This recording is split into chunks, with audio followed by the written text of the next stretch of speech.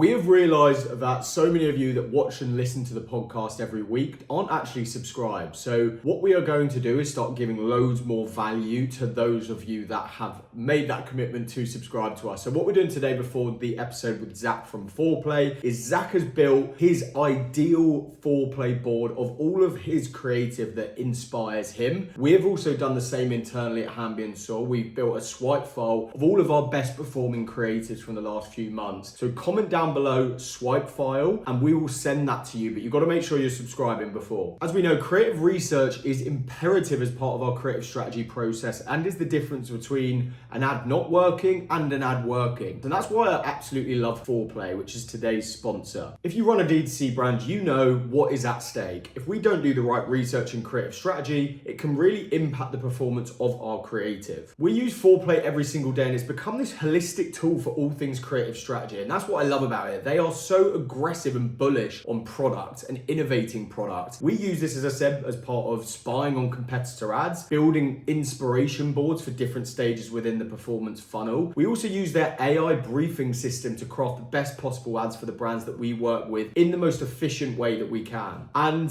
genuinely, it is a big reason why we've been able to scale these brands to 6, 7, 8+ figure run rates. What I love about Foreplay is it completely centralizes the full end-to-end process. So before, where you were going to Google Drive or Notion or building these inspiration boards in different places in ways that weren't visual, weren't efficient, now you have it all centralized within one single location. It's just great to see where Foreplay has come. Like, we were one of the beta users on this platform when it first launched, and just seeing its progression and how it's optimized through the years to keep on top of delivering the best possible product to the market is fascinating to see. So if you want to see how the best D2C brands in the space use Foreplay every single day as part of their process, head over to foreplay.co now. You can find that link down below and use the code D2C Diaries at checkout for 20% off for life. Yeah, you heard that right, for life. So this is a crazy deal. Click the link below now to get it for yourself. And if I'm going to end it on anything, it's this. When you use Foreplay, you become more creative, not just productive. See you in the episode. But again, I wouldn't change the way that we did it. I'm just saying, like, where do I see the most opportunity in our business right now? It's like actually outside of D2C. Cool. Welcome back to another episode of D2C Diaries. Really exciting one today. We've got Zach Murray, who is the founder of Foreplay.co, which is a product that we use all the time. I think we've used it from day one, Ollie, to be fair. We obviously, I remember meeting you, Zach, at Geek Out Barcelona, I think it was. Yeah. And I think that was like just before you launched Foreplay. But yeah, obviously it's gone on to create pretty crazy waves in the space. And I don't know if there's a brand or agency that isn't using it today. So yeah, really excited to have you here. Welcome. Thank you. I appreciate it. No, you guys I feel like day one, you guys have been using it. So that's super awesome. I think you gave me some legacy pricing. I think we were on like some free plan for a long time. Yeah. way longer you're than like we should have been. You're part of like a few small cohort of customers that every time I see like the charge come through, I'm like, oh, they're pretty much getting it for free. But no, you guys have always like provided good feedback and super supportive. And so I'm stoked that you guys are still using it and getting value. Yeah, it's been cool to see it evolve from like ad inspo builder to like a full funnel, complete front to back creative production tool, and like how it is now possible to sit at the heart of that process end to end. And like our use of the product has expanded greatly. I'm sure everybody else watching's been similar if they're on board with Foreplay. So excited to dive into a bit of that. But yeah, we always like to start with a little bit of a origin background story, I guess. Obviously, when we first met, you were still applying your trade at Triple Whale. So it'd be interesting to hear about the full background, how you got to Foreplay, and a bit about Yeah, for sure. I mean, I actually started Foreplay technically before I was doing anything at Triple Whale.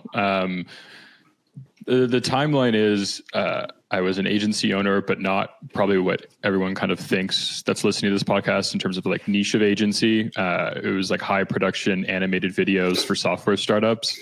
I did a bunch of other like random stuff under that agency umbrella, but that was like the core bread and butter was just like beautiful animated videos for, software startups. Then I had met a guy that was drop shipping in like 2019. We started drop shipping. We built a brand. We pivoted one of these brands that we were drop shipping into an actual brand called Nomadic Fabrics, where we sold bohemian home decor, wall art, things like that. Fell out of love with that. Mainly from some like Facebook page issues, like page score issues when that came out. And so we had sold that brand in 2021. I was, ready to move on. I'd always loved software, especially in the creative niche, being someone that used like all of the Adobe products since I was like 16 years old. I loved, companies like Frame.io that just like help creative people do better creative work. And I always wanted to create something like that. And so I started just like 3 sort of software side projects, and Foreplay was one of them.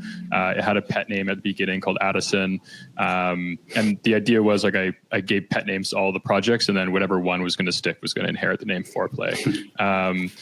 And then along that time, everyone thought I was rich because I sold the brand, but I definitely was not. And so I was getting all these investment cold intros, and one of them was Triple Whale.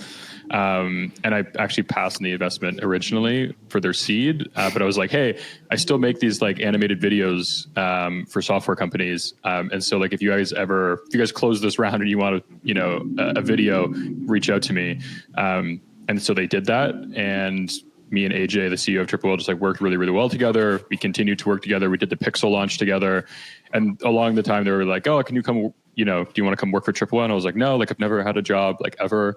It's not really my jam. And then eventually I just looked at it as a really good opportunity to learn as I was like building Foreplay, but then also stop doing some of the agency work and just focus all of this like little freelance cash flow stuff on working with Triple Whale. And that was like an incredible, like period of my life. I still talk to like AJ Max like once a week. And I met like a bunch of people through that. Like I definitely met you, Ollie, like through just like Triple Whale events and things like that. And so, we collected our first dollar from Foreplay, I think September of 2021. So we're a little over 3 years old now. Over like 10,000 companies using us. And it's been awesome. I remember like, for the original website, I had this like logo grid, like this like aspirational logo grid of like, these will be our customers. And I looked back at that like old Figma file, like maybe 6 or 7 months ago, and we have like all of them. And I was just like, wow, okay, that feels really good. So it's been a lot of fun. I still think we have a long way to go, but it's been great. Just going back to that Triple Whale piece, like how was it working with those guys in the early stages? Did you? I mean, I guess not in the passing on those early investments, but did you have any idea that it was going to turn into the behemoth tech giant that it is today? I don't think I actually thought all that much about it. I wasn't in a place in my life where I was like, I'm trying to pick the right company to work for. Like, again, I wasn't even like looking for a job. I kind of looked at it as these guys are moving really fast. They have a lot of attention. And I believed in the core product of like the dashboard. Like I was an order metrics user when I had my store, and then order metrics disappeared. And I was like, there's definitely a gap. This could be fun. And then I think where it really shifted was like the Pixel launch. Like I think I've talked about this a little bit, but like, that whole Pixel launch was before there was much code written at all, if not any. And so seeing the team, like we essentially threw this Hail Mary pass in terms of branding, marketing, and sort of positioning of that pain point, which was attribution in, late 2021, early 2022. And seeing the dev team like reverse engineer from this like end goal of like what we sold to something that was incredible. That was really, really cool. So yeah, no, it was a crazy time. It felt like individual days were weeks, in terms of the amount of stuff that was getting done and the decisions that were being made. And so, it was incredible. Yeah, I loved how you brought it all to life as well. And that combination of like retro and modern design is just, so cool. I'm definitely a part of that success, I feel. In terms of that, obviously that early launch of Foreplay, what was like the key like aha moment of like really knowing that it was like the idea had traction and really was going to evolve into where it's got to today? Can you kind of pinpoint that to any specific Never. like? Never have I felt that. Like Still, there's like a bunch of like leading indicators of like, this is good, this is stable, all this kind of stuff. But there was never, I mean, I talk with a lot of guys now that are building some of the AI tools, and these AI tools, like they like rocket ship up. And I don't know, I've been on a lot of these calls now. They're like, and I was like, oh man, like I wish we just go viral like this. And they're like, no, you don't. Whereas like, if you look at like the Foreplay, like growth graph, it's been just like up and to the right, steady since we started. So I don't think that there's been ever like a moment where it felt like, wow, like this is incredible. It almost feels like the way that I'm thinking about the business, it kind of like catches up like 3 months later.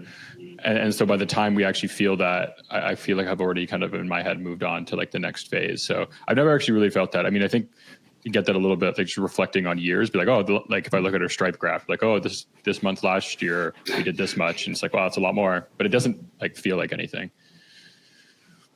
Yeah, no, I think what I've noticed from the outside is just like a real obsession with product. And I think that probably comes through your design roots and brand roots.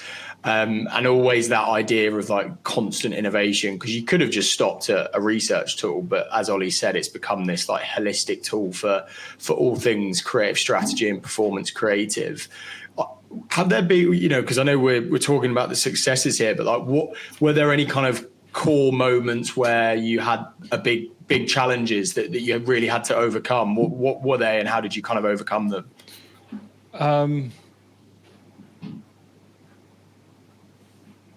I think the core challenge always was when we first created the original version of tool, like people had known ad spy tools and they were their own thing, but we weren't really an ad spy tool, but we were kind of like that. And so if I think about our original core swipe file product, it was kind of like the first one. And so the market education of what this was, at the end of the day, if you talked with someone that used the Facebook ad library or they did any of this work manually, like the dots would connect instantly. But going a little bit broader and trying to capture like more of a market of like people that weren't hacking this stuff together already and communicating it in like a actionable way. I would say that was like the hardest thing we had done. And I think we've kind of overcome that now, where it's just like, we have got 1 billion copycats, and if anything, they're just like making it easier to like expand the market for us generally.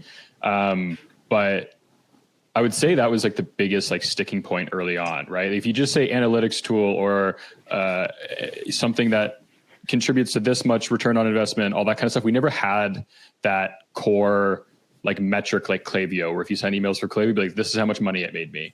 So it's a little bit more nuanced around the conversation of this is how this optimizes your team and this is how it makes you money.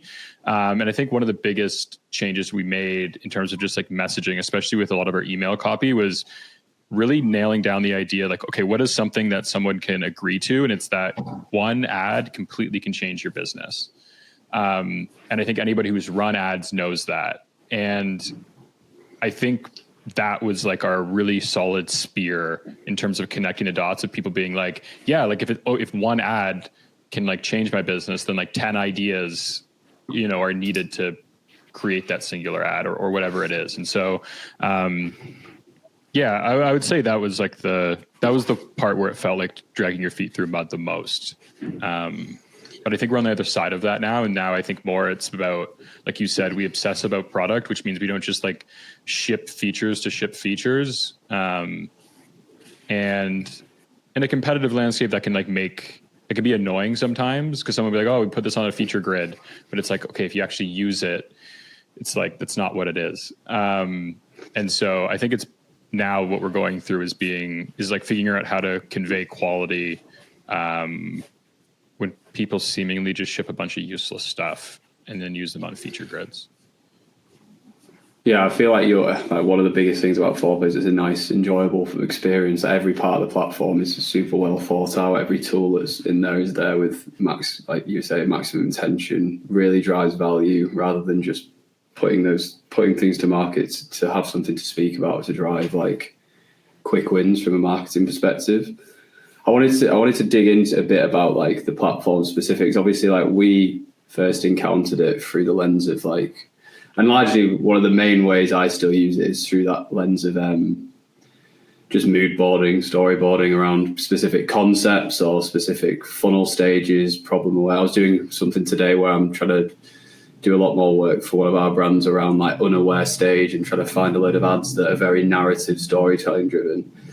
And that is probably the area that I use the most alongside Spider, which I think is just like so valuable. But it would be interesting to hear a bit about like, what you think are like the most underutilized areas or like the little hacks that maybe not every brand is using in the platform, because I imagine your power users are using it very differently to people who kind of just jump in there every now and then and maybe getting completely different results and outcomes from it as well.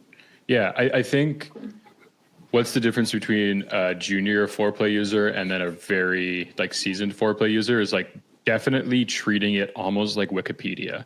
And so we launched this feature that analyzes the ad and tells you the creative target or tells you all these different like things about the ad based on the script and all that kind of stuff.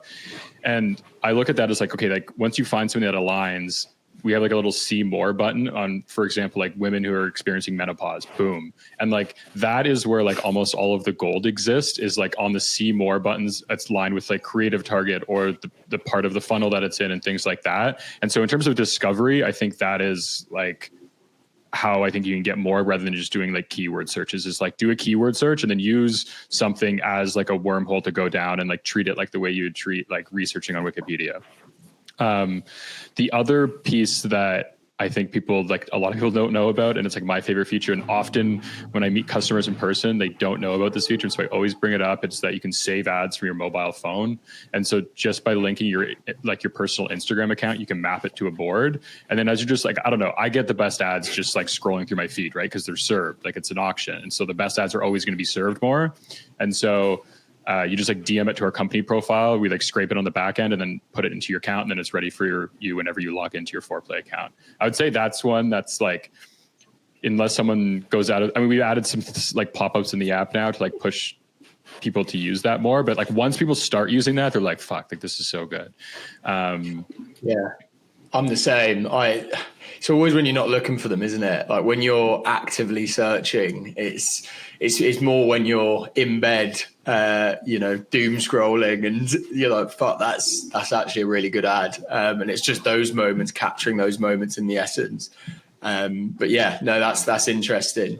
I'd love to know, like, just from your perspective when it comes to like a bit of a side note, moving to you and your personal goal setting, because I saw something on LinkedIn that I thought was really interesting, just about how you turned essentially your goals into like a coffee table book. And it was like this beautifully. I remember also when we first met, you were talking about, Yeah. Okay. So I take this stuff like very seriously. I could see you light up there. I actually think this is a good business as well for anybody that wants to do it. The issue is it's like super seasonal. But actually, here's the business idea for this. The amount of people that I had reply to that on my Instagram story, LinkedIn, it was like, I want to do this. The issue is it took me like 3 days, like just like autistic levels sitting in this room, like turning whatever I think like the vision for my life is into a coffee table book, which is like the most like stupid, like kind of narcissistic, like autistic thing in the world. But everybody, when they saw it, they're like, I want that.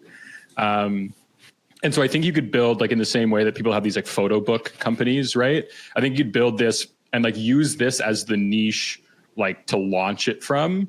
And then to get rid of some of the seasonality, you like expand it into different types of books, right? Like you could do like trip books, like do a really nice mobile app experience where you upload photos, like whatever. And then you just generate them and people can print them and order them. So anyway, I think it would be a really fun business if I had time. Like I would try to do that. The way that I think about it is like,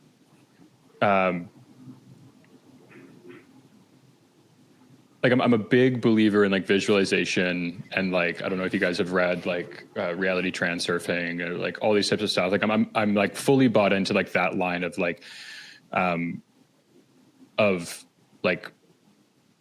designing your life like completely.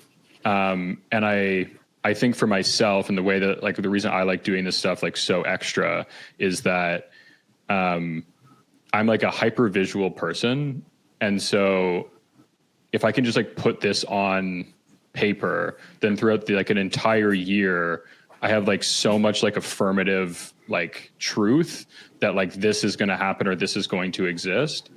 And there's like something about it that like, could you imagine, like, I don't know, I think there's like 15 goals for the year in this book. Like what, like imagine like the level of just like disappointment in myself if like December 31st, 2025 comes and all 15 haven't been done.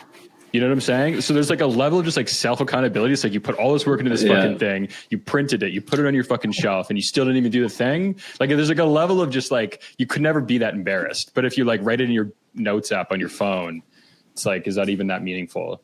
And so that's kind of the reason why I did it and like the way I think about it. But, and it's like a ton of fun too. Yeah, I love that. I love that. I think that you can just be super intentional about it as well. Like the more time you spend on it, the more you think about it. As you say, like that visualization piece is so powerful. I'm also something that I try and do a lot of, but never to that extent. I mean, just out of interest in terms of like goal setting, I'd love to know how you like structure your goal setting. Like, do you do it? Have you just got those 15 goals, or are you more breaking that into personal, business? You know, how do you structure that? Yeah. So, okay, I'll just walk you through the structure of this book. The first part is just like a thesis on like why this book should exist and like the stage at which I'm at in my life. The second part, I'm going to shout out like Aaron Spivak on this. He did this like goal setting workshop with me in Tulum about like building like a why statement of just like like what is the why? And so mine's like generational capital, so I can relentlessly pursue my adolescent curiosity of a modern polymath, fulfill my manic creative visions, and saturate my life with extraordinary adventure. Boom. Okay, everything needs to fit with inside that, Powerful. like why. And then the actual targets are broken into personal, business, and wealth. And so personal is just like anything that's like your like mind, body, soul, like individual achievements. Business is like actual like targets for like the current active company. And then wealth is like actually extracting any sort of like money out of the things that I'm doing and goals to hit and target on that. And then the other piece I have around is vision. So it's just like a basic fucking like vision board of just like things I want to happen, things I want. And then the piece that I don't think people do enough of is like assign a character to one part of your life. And so like at the end of the day, like there are no new ideas, and like the best inspiration I think comes from other people. And so I have like statements about the way that I want to live my life.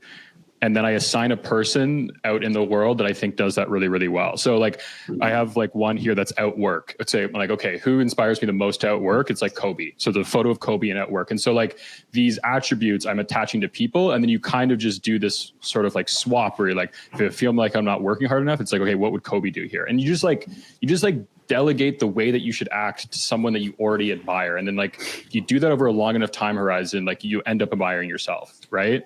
Or like the other one's like be a traveler, not a tourist. I had like Anthony Bourdain. It's like, I feel like I was traveling and just like going to nice places. And it was just like, this is kind of lame. But if I watch an episode of Anthony Bourdain, I'm like, this guy's so much more interesting than me. Right. So now when I'm traveling, I'm like, okay, if I land in Miami, like, what am I going to do? Am I going to go to 11 or am I going to go to like some weird little taco stand, you know, ran by someone that doesn't speak English? And it's like, okay, like there's the decision. Right. And so, anyway, I think we went down a deep rabbit hole, but this shit like gets me really fired up.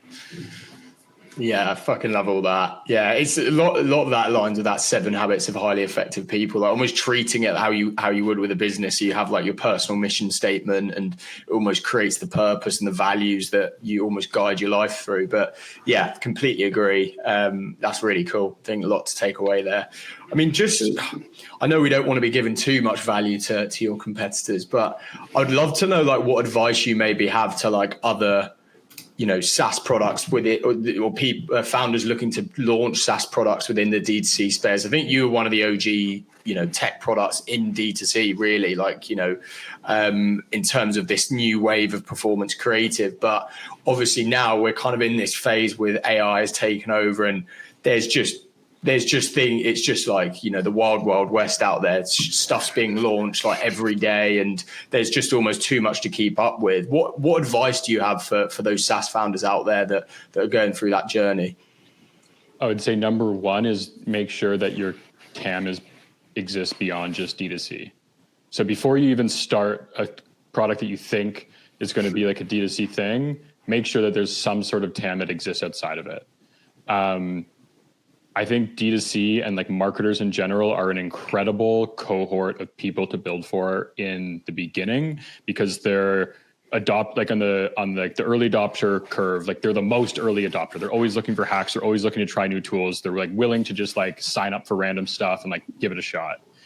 The issue with that is that they're like the 45-year-old mum on Facebook ads, really, in terms of SaaS. It's like, that's the golden cohort. You're not going to have to try and shill SaaS to me. You're just going to try it. If it has a good feature, I'm going to give it a go. Yeah, exactly. The thing is that inherently, if you make something meaningful, someone's going to copy you. And that same early adopter cohort is just as quick to like hop off and try something different because someone on Twitter said it. And then also, I would say just like generally like D2C companies, if we look at like the distribution of like, and like the way that they treat marketing from like a pricing point of view, it's like not the most like frothy industry. So it's like you trade like stickiness for early adopter, but again, I wouldn't change the way that we did it. I'm just saying, like, where do I see the most opportunity in our business right now? It's like actually outside of D2C. The other piece is, just like think about yourself as a founder and then be like, what part of me can I put like 130% into the business that nobody else can even come close to that because they're not me? And so for me, it's like, that's product thinking and design. And so I spend way too much time on that stuff, but I do that because like nobody else can. And so it's like, when you're actually assessing like what to work on and all that kind of stuff, just like be like, what's my personal edge going to be here? It might be that you're like I'm horrible at like delegation and like scaling teams and stuff like that. And so like the way I approach any like problem is like way different than someone that's their core competency as like of a founder. Whereas like mine is like 0 to 1 early and then refinement. And so I think one is just like making sure that like the thing can grow outside of D2C. And the second one is just like be very mindful of like what is your edge, right? Like if you're coming from an e-commerce background and you guys were really good at influencer seeding, like definitely build something around influencer seeding. Don't go build like an analytics product, right? So it's just like be super, even if it's a good idea, right? Like I have a ton of great ideas that I'm not the one that should do it, right? Like, and so just like make sure you're choosing the thing that you should do, not just like a good idea. Makes sense. I think that evolves from like your competitive advantage to the businesses and like your like the quality of your product and the how, like I said, how enjoyable it is to be in there and visually and functionally. I think is probably a function of your obsession over that over design and like how those things come together, which is then hard to replicate, which makes a lot of sense. What are your thoughts on like obviously me and Lucas have been discussing this and like the whole AI agent wrapper kind of wave, and like I think like we were reflecting on like AI products obviously flooding the market right now for D2C and even generally, and how like I think like very significant like aha impressive moments from using those tools feel few and far between in our set, and it's often like when we actually try and replicate and compete against some of these that people are bringing to market, we're getting better output without them. So it would be interesting to hear your thoughts on that whole space at the moment, with how fast it's evolving. One true statement is that history repeats itself. And I think we had a very similar sort of conversation or like sentiment around like the initial LLM ChatGPT boom, where there's a bunch of rappers and a bunch of them did a lot of cool stuff over a long enough time horizon. People just started building their own things. And there's a bunch of like meaningful companies that were built around that, but it's that rocket ship wasn't at the same trajectory as it once was in terms of just like building a individual like LLM wrapper for a specific use case. The way that I think about this, there's a lot of people building these like wrapper agents, and I think they're interesting, but I don't think that over like any sort of like meaningful time horizon, they have any place inside of like a workflow. I think you guys as an agency are going to choose some sort of agentic platform to build all of your agents around. And so whether you hire at the beginning a consultant to come in and help you, the agentic platform that you use for generating ads in terms of like structuring things and like outputting, I don't think is going to be different than the one that you use for your finance or financial operations. I think the best way to think about the companies that are really going to win here are the ones that are the pipes. So it's like Gumloop and the platforms and things like that. And then you have like the data providers. And I think if you fall in the middle, I just think that you get killed. And so I look at Foreplay as a data provider, and I want like the future of Foreplay to enable you to do whatever you need to do inside of agents using the context of Foreplay data, but then also could use the context of the Slack messages from your client in a recent chat, or the transcripts from a client in a recent chat, or the files in your Dropbox. I do think that, like you said, the stuff that you guys are trying to just like replicate with pipes and data sources, it's like, yeah, you get better output because it's has all of the context of your business, and you can like drop in more context with like one little connector rather than waiting for another platform to go and build it. And so, yeah, that's the way I look at it in terms of like what's happening here is like, I think it's really exciting to think like, oh, like we can just build all this stuff in, but it almost is like approaching it from the idea of traditional software where there was like a single point and everybody built what they needed inside of that thing, or the teams at those companies built what they needed inside of that thing. And I think we're just entering a whole new phase of what software is and what software means. And yeah, like I think your agency is probably going to have like a head of agents, right? Eventually, like if it doesn't already, or someone just like fiddling around or taking ownership of that. And I think it's all going to sit in one of these places. Like Gumloop or Lindy or like any of these other sort of like agent workflow builders. And so our goal is to be a data provider and then a delightful workflow platform that you can pass data back into. I have almost like no desire to build agent wrappers. Makes sense.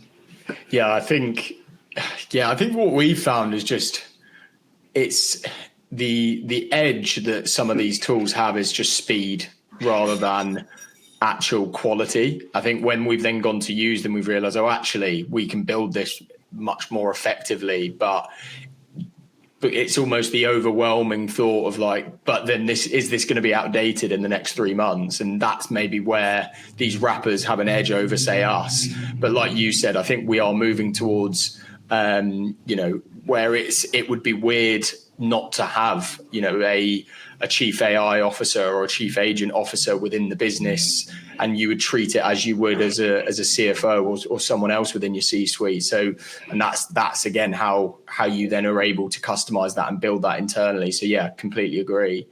How, out of interest from your perspective, just on the topic of AI then, and obviously see thousands of ads coming through Foreplay every month. What do you think about this? Like, the influx of AI ad creative. Do you and who do you think wins long term? Is it the AI creative, or is this kind of creating a demand more for authenticity and rawness within the creative? I don't think we totally know yet. I think the things that you guys launch into ad accounts have not just one objective always, right? Sometimes you guys are launching stuff to just test messaging, right? And you know that it's, I know I talked to a bunch of people that are just testing a bunch of image ads with different headlines, and like that's what they're using to inform messaging.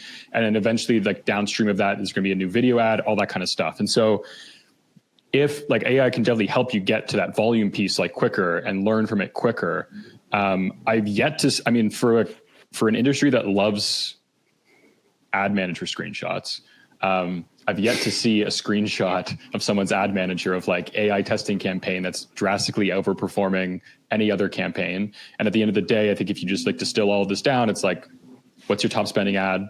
And that's all that matters. I've yet to see one of those screenshots. I'm sure maybe they're out there, but you'd think there'd be more. Yeah. And I look at all AI stuff as additive. So is it going to create a demand for authenticity? I don't know about that, but it will definitely serve the volume side of things. Like what is the difference between getting AI to generate like a cool single image with a headline versus like shipping it off overseas to like some designer who did it? It's not that much. And so, yeah, like I think it's additive. It's just like, hey, it's going to enable us to go from launching 100 ads to 1,000 ads. I don't think we're putting in any less effort into the ads, because at the end of the day, this is all competitive. This is all auction based. And so I think the way that people win is not just by like choosing a new tool and like getting to crazy volume. It's just like use a new tool, increase your volume, increase your surface area for success, but keep trying just as hard. Because I don't think that there's going to be like a silver bullet for, because again, from first principles, the ad platforms are an auction. And if everybody's using the same tools to generate their ad creatives, then like there needs to be something that outperforms the auction, right? Differentiation, yeah. And like maybe maybe it's authenticity. Like maybe it is, right? But I think people are always going to be searching for those little edges to overperform the auction. Yeah. And I think it's almost treating it like another vehicle. Like we've been speaking a lot about like diversifying your creative types, and you're essentially saying the same messaging in different ways. And again, this is just another thing within your creative mix to help drive that and more volume. Yeah, 100%. I think that volume evolution is the key as well. And it's like, we definitely feel like we're entered that next phase of volume and differentiated volume being such a key for scale. I saw some data today about like percentage of spend across top 10 assets 12 months ago versus now, and like how that has gone from like 80% of ad spending accounts to being concentrated to like 50% across those top 10.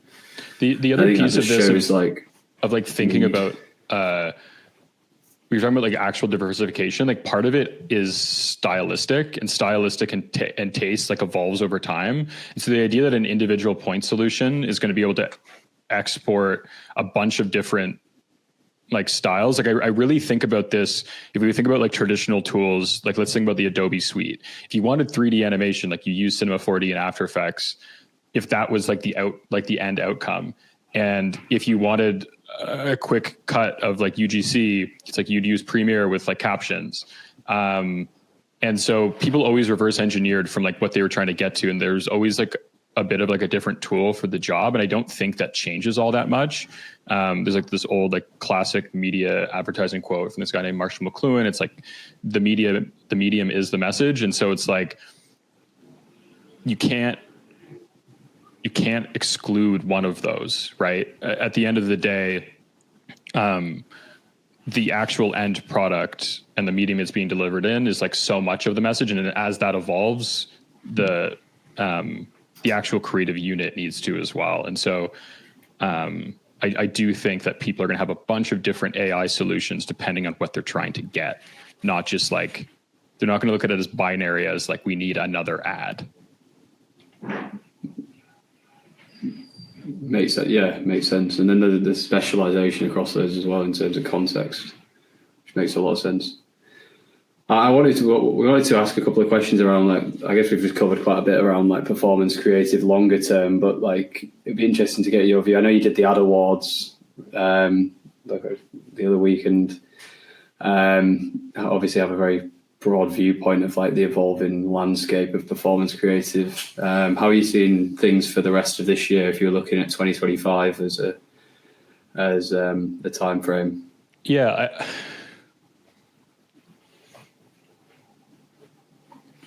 I think in a lot of ways we're reaching like a maturity level on these platforms that make them a lot simpler than what they once were. And I think we actually already have that happened like last year, right? Like media buying is now is so simplified, and everything's now resting on the shoulders of creative. And I think what we're going to see in 2025 is just like a full adoption of that idea, which I'm incredibly excited about. Like another thing that you're kind of seeing is, if I just look at my organic Instagram feed, I feel like the stuff I'm getting served now is much higher quality in terms of production and story thinking than it was like 24 months ago. And I think what we've seen is that generally the paid trends mirror organic trends. And so if I were to make any sort of bet, I do think there's going to be like another resurgence of like really, really talented creators being favored to create like incredible storytelling.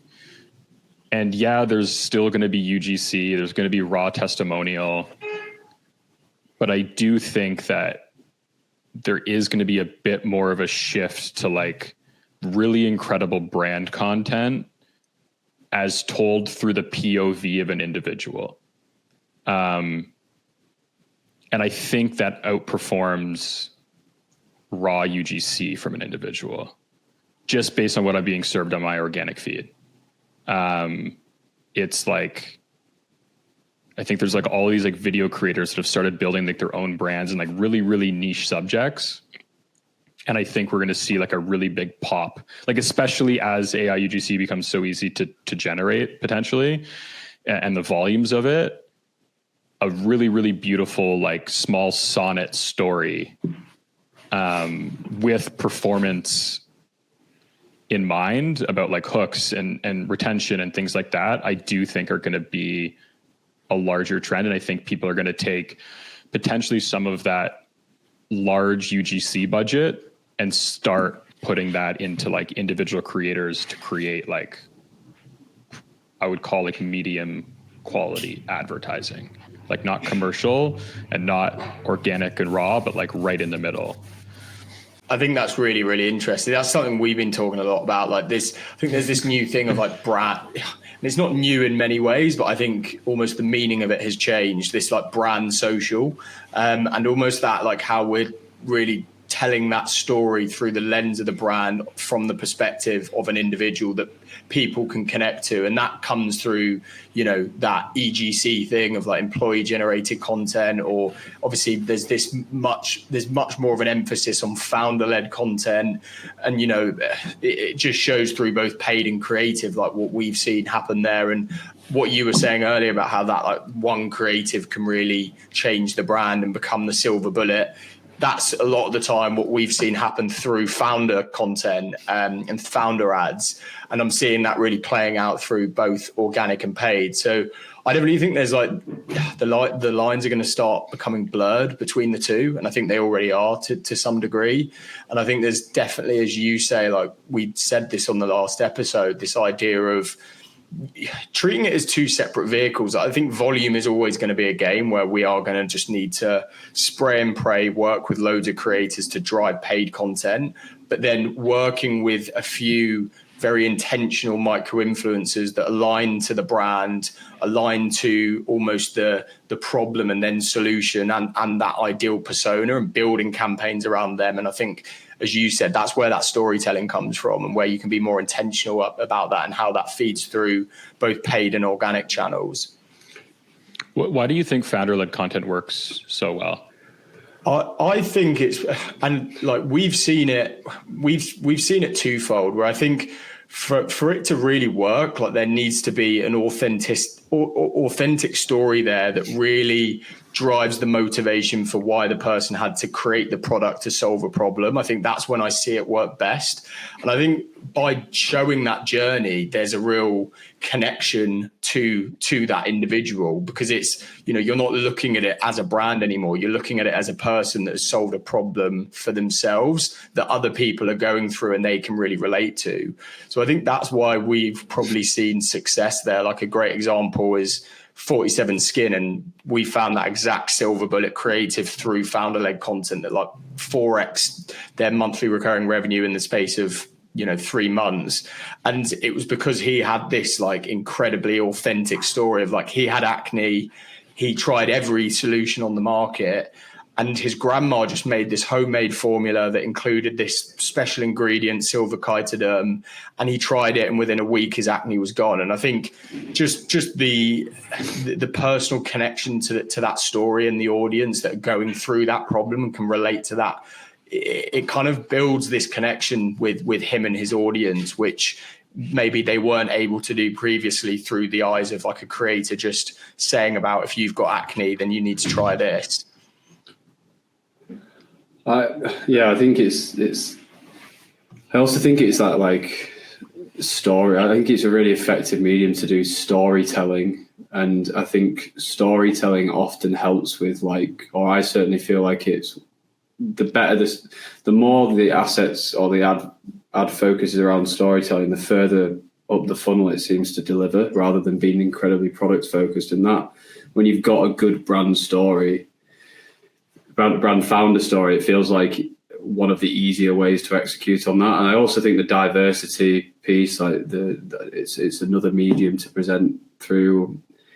It's naturally quite authentic again, and that feels like, I feel like it's very aligned with a bit of a shift away from like big corporations towards the individual and how like brands are people now. And that's obviously creators and YouTubers have been an example of that, but now it's almost like the bottom up manifestation of that in a way, I think, which seems to work really well.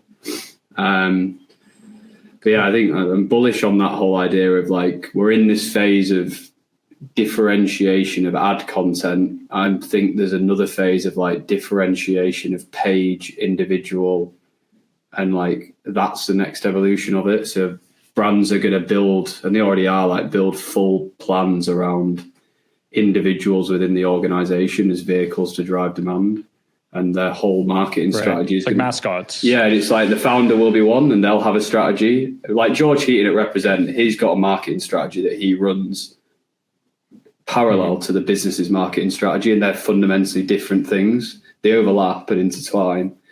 I think it's easy to see how that could become and broaden out further. With where the market's going, and drive even more impacts. Yeah, cool. That idea of like building, you're looking at it at two verticals, like building a marketing strategy and team around the founder and then around the product, I guess. I think it's interesting, the whole brand performance piece as well. I agree with you in terms of that evolution of like higher quality, more traditional brand-led content. I was speaking to a measurement partner recently. I actually think like the UK market is maybe does it more than a lot of the D2C market in the US, because the TAM in the US is so much larger that you can just get to huge scale through just spending on performance ads, and you don't need to do it.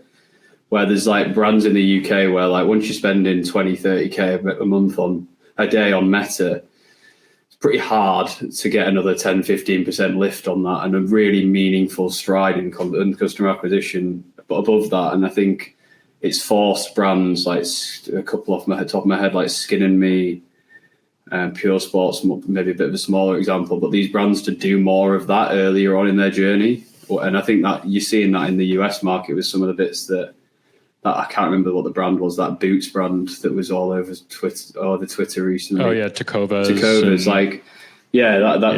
That's like an example of a bit higher prod. That's probably a bit of brand performance intertwined. There's a lot of brands over here doing that, and I feel like it's just, that's the hypothesis I have in my mind, just in case, in terms of why it's maybe happened a little bit earlier over this side of it. for the market. Yeah, I actually think a good analogy for some of this stuff is like, if you talk about like TV attention a long time ago, like you had QVC and then you had like commercials that were running on every other channel, right? And no commercial that would ever run on a channel in a single day will ever drive as much sales as QVC, right? But you can only go on QVC so many times. Right. Before you become QVC, you know, so like just the QVC before brand. we become QVC, right? Yeah. And so I think they both have like a place, right? And, you know, you could have like really great brands that had a ton of brand story going to QVC and still crush it. There's also a lot of companies that went on QVC and then could not ever make the transition to like becoming an actual brand with an actual story. And so I think that's the way that I'm like thinking about it is like, yes, you can go and you can say, I want your money for this thing. And this is the value of that product. But there is so much more, I think, to like a lasting like product journey of a customer and LTV. Like for like Represent is like a perfect example of like for me, right? Like I by far always, all of my workout clothes were always Lululemon or Nike, and that's it. And it was like George Heaton's like personal like brand side of things where I was just like, I fuck with this guy more. And if I'm being honest, like I think I maybe don't even like the pieces as much. But I'm like, there's more of like a story here than like Lululemon. And so like I buy it. And there's a drastically different feeling that from when I buy Represent to when or like 247, like their workout line versus like Lululemon. Like when I buy Lululemon, I feel like I'm buying utility. And when I buy like Represent, I'm like, oh no, like this is like, in a weird way, it feels like more of a statement for like who I am as a person. And like what I care about and like my identity and all that kind of stuff, which identity driven, I guess, instead of just transactionally driven, which I think is more powerful. I think if you can plot the LTV of those two feelings, like identity is going to win. And like from what you were saying, like if they can find a girl George Heaton, like a female George Heaton, right, and like strap her onto Represent, right, and then they can also find like because like George's personal brand is like very specific, right? Like it speaks to like a very specific avatar. But if they can multiply that so that me buying Represent versus some girl that I meet, we're buying it for different reasons, but we're still buying it for a reason that isn't, I need a black workout t-shirt. I think it gets really interesting. That's kind of what Gymshark did, but really early on when it was a lot cheaper and easier to do at a massive scale, because they just were able to appeal to so many micro audiences through the means of influencer, but that channel just doesn't have the depth it once did, I don't think, because influencers aren't prepared to like build their whole identity around one brand anymore because it's not as lucrative. So it's like it probably needs to come from that foundational inside the brand up on a bigger basis. Mm-hmm. I think that's I forgot where I saw it, but it's this idea of like whether you've got a founder or not, you almost bring in that like chief creator who you do build the content around and you know their journey through the business. Because I agree, I think it's like what we saw with Stephen Bartlett, you know, that's on a bigger scale, but you get these, and I wouldn't classify him necessarily as an influencer, but at that, you know, when you're working with these bigger individuals, they have brand deals with lots of different brands, and half the time they contradict, you know, the value prop of one another or the desired outcome. Like, you know, Steve, I don't know if you saw that, but Stephen Bartlett with Zoe, which is all about gut health, versus Huel, which is like quick protein that is, you know, not good for your gut health. And they're complete contradictions of one another. And he had vested interest in both, which almost completely undermines the value in him as a stakeholder, I guess, in that.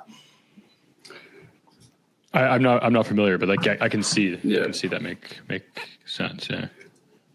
I have an interesting question because we obviously touched on the coffee book that you mentioned. Mm-hmm. When I first met you, I remember you were building like a coffee book for legacy ads. I don't know if you ever got that one done as well. I thought I had to go on the back burner. Yeah. But we're coming out with a new website early April, and there's a pre-order for the coffee table book, which is going to be called 100 Years of Foreplay. Love it. I'll be ordering that because that's a sick idea. And I don't have many coffee books, so Lucas has many, so I need to catch up on his game. I wanted to ask, obviously, and then you also see so many ads. Like, who do you look up to as maybe like? I'd like to split it into those two categories, I guess. Like, who do you look up to as like absolute gold standard for D2C execution, and then who do you look up to as gold standard for like aesthetic, brand, and more just aligned with like your view of like creativity? Because I'd be interested to definitely hear about that as well. Maybe a big question. I think the people that I've seen, I think the one brand that I see on Foreplay a ton, I don't think a lot of people look at them, and I get served their ads a ton. And every time I get served a new ad, I'm blown away by their ability to completely change the format and like tell us a new story to the same person. Is Pip Decks, which, did you buy them? These guys. Is it these guys? Those guys. Yeah. These are great. Yeah. They're amazing. So like, every time I see one of their ads, I think I'm just like, oh wow. Like it's not like these, like some people find like a format, they stick to it and they probably beat it over the head. It seems like these guys pivot before they ever reach creative burnout and they come up with like a new way of storytelling. In terms of aesthetic, there's a brand, and I might just need to open up a Foreplay board to remember the name of the brand, but they sell sunglasses. Yeah, no, it's actually because I know I've definitely saved them from Instagram, and they sell sunglasses, and they have some, I don't know if he's a founder. I actually think he's probably one of these installed sort of creatives, but he's this guy that like will literally read poems on like performance ads, but they use like some performance ad like tactics to make them like work, but they're super aesthetic and super high quality. And so, yeah, those are the ones for aesthetic performance. I think I always like stop at those ones as well. Nice. I'm going to attach your Foreplay link to Zach's favorite brands in the comments so everyone can have a look through. Yeah, I can make a board of like some of the best stuff. Cool. Well, I think we'll probably end it there, Zach, but thank you so much for coming on. Really valuable. Where can people find you? Yeah, I mean, the platform I'm most active on is X, but then also like LinkedIn. And then if you want to try Foreplay, just go to foreplay.co, 7-day free trial. And if anybody has like feature requests, stuff like that, we're always like open to it. So just send me a DM or anything you want and hopefully build it. Nice. Well, yeah, you can find the details down below. And as Ollie mentioned, we are going to be doing a piece in the comments. So anyone that comments and is subscribed, we're going to be sending you Zach's Foreplay board as well as our own custom Foreplay board that we built for best performers. So make sure you do that and subscribe, obviously, if you haven't. But yeah, if you enjoyed this episode, we'll see you on the next one.